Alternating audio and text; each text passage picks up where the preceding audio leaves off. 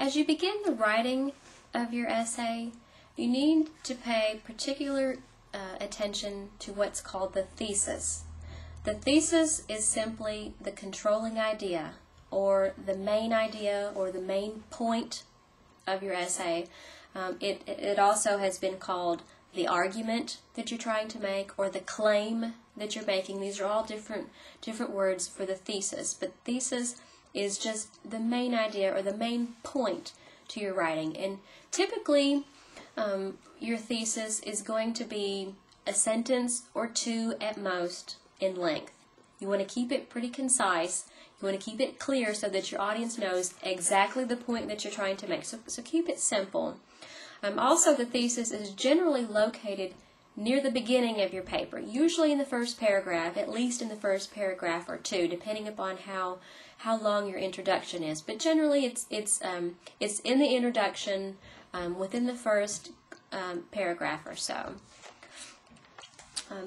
Your textbook does a good job of explaining what a thesis should do and what it shouldn't do. So I'm not going to rehash that here.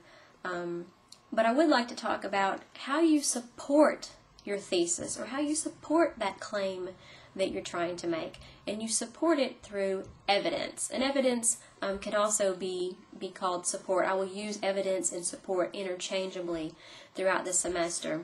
But what is evidence or support? Well, some types of support include examples. Examples are really important. It's very difficult to write a good essay without using good examples.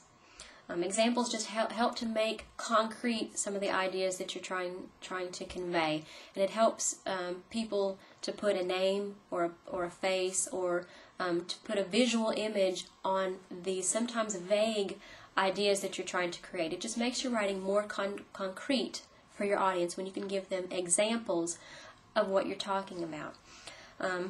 Other types of support include reasons, facts, details. Details are also useful in helping to create something that's concrete for your audience. You can use those details to alleviate vague writing and to really pinpoint exactly what you're talking about. Statistics are another useful form of support or evidence. Statistics, most people treat as fact, but be careful when you're using statistics, because depending upon how the statistics are, how they're worded or how they're presented, you can prove just about anything using statistics. Prove or disprove anything in the world almost using some sort of statistics. So make sure that if you do use statistics, make sure that it's very clear how those statistics were gathered. Just be careful and be precise when you're using statistics. Another type of evidence or support is anecdote, and an anecdote is just a brief story. Most people like storytelling. Most people like hearing good stories. The point is they're attention getting. Most people like as I said, like to hear a good story, but it needs to be relevant. So don't just throw a good story in to your essay because it's a good story. Make sure that it is relevant to your topic and that it really conveys the point that you're trying to make. And also we have quotations from experts. Lots of people, when they think of support, that's the first thing that they think of is a quotation from an expert. But that's just one of many different types of support that you can use. But there are several characteristics that your evidence or your support needs to have. The first one is that it needs to be relevant. As I said with the anecdote example, make sure that it is relevant to the point. Otherwise, your audience is going to get confused and wonder, why is this in here? Why did you even put that in your essay? Make sure that it directly relates to the point of your essay.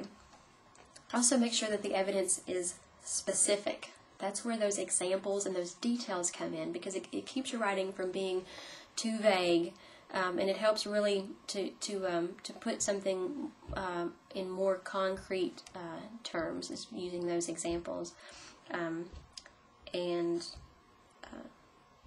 the examples and those details. Also, you need to make sure that your evidence is adequate. And adequate has to do with both quantity and quality. There's no magic formula for how much evidence you need. Each individual writer and each individual topic is going to vary. But there are, for example, there are instances where one really good, compelling piece of evidence is all you need. I've seen that happen before, and it worked really well. But generally, you're going to need several types of evidence, several that has to do with quantity as well as quality. Make sure that they're good evidence, good pieces of support. Generally, having a varied types of support is going to be in your best interest as well. So you may intersperse what I like to call hard data, which is numbers, facts, figures, studies, kind of scientific information, with what I also call soft data, which is like personal experiences, things that are more personal, on a personal note, personal observations as well. Pairing the different types of the hard data with the soft data can appeal to more people within your audience, and it also has kind of a more balanced feel to it. So generally, you want to shoot for varied types of information, but as I said before, it really depends upon your topic and upon you as a writer. You also need to make sure that your evidence is accurate, and this kind of sounds like a no-brainer, but it's really important to think about this. That means don't downplay or overstate facts.